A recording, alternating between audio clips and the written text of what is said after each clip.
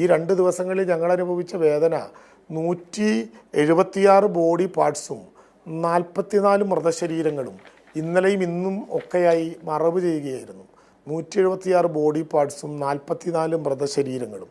അത് ആരുടെയെന്ന് തിരിച്ചറിയാത്ത മിനിസ്റ്റർ, അവിടെ ഒരു വാചകം പറയാതെ പോകാനാവില്ല എന്നുള്ളത് കൊണ്ടാണ് നിങ്ങളടക്കമുള്ള മന്ത്രിമാരോട്, ഇവിടുത്തെ ഉദ്യോഗസ്ഥരോട്, സന്നദ്ധ പ്രവർത്തകരോട്, അവിടുത്തെ മുഴുവൻ സംവിധാനങ്ങളോടും ഈ നാടിനുള്ള ബഹുമാനം എന്താണെന്ന് വെച്ചാൽ, നമ്മൾ കണ്ടതാണ് ഗംഗയിലൂടെ മൃതദേഹങ്ങൾ ഒഴുകിപ്പോകുന്നത്. ഒരു കുഴി വെട്ടി അതിനകത്ത് മൃതദേഹങ്ങളെല്ലാം കൊണ്ടിട്ട് മൂടുന്നത് ഈ രാജ്യത്ത് നമ്മുടെ മനസ്സിൽ നിന്ന് മായാൻ സമയമായിട്ടില്ലാത്ത നമ്മുടെ വേദനിപ്പിക്കുന്ന ഓർമ്മകളാണ്.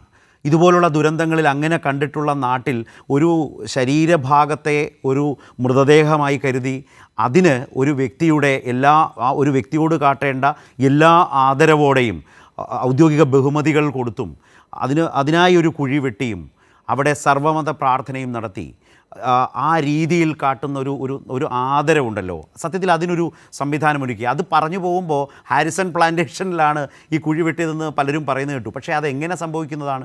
64 സെൻറ്റ് ഭൂമി അതിവേഗത്തിൽ ഏറ്റെടുത്ത് അവിടെ ക്രമീകരിച്ചു. അതും പോരാഞ്ഞിട്ടൊരു 50 സെൻറ്റ് രാത്രിക്ക് രാത്രി ഏറ്റെടുത്ത് ഇന്നും നടക്കുന്നു. അപ്പോൾ ഇങ്ങനെ ചെയ്തതുകൊണ്ടാണ് ഞാൻ മുമ്പ് പറഞ്ഞത് നിങ്ങളോടൊക്കെ ഒരു സ്നേഹവും വലിയ ബഹുമാനവും നാടിന് തോന്നുന്നത്.